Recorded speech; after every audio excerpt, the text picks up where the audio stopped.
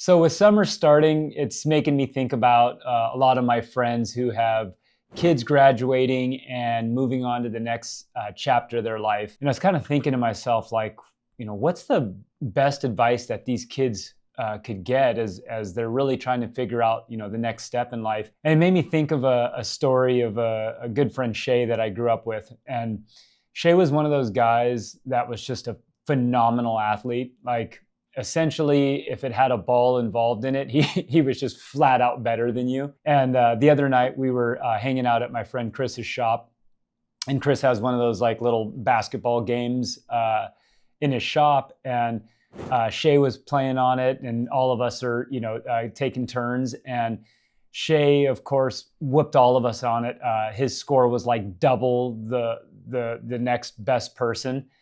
And I started watching Shay and realizing, like, he started getting really obsessive over trying to beat his best score. Like, the rest of us didn't even matter. It was like, I'm going to beat myself.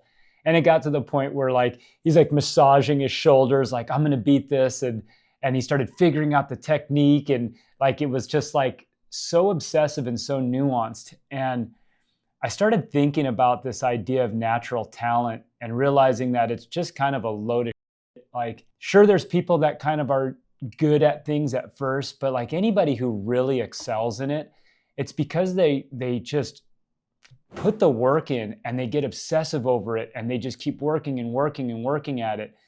And it's something that I tell my kids frequently, like, if you want to be good at something, you have to put the work in.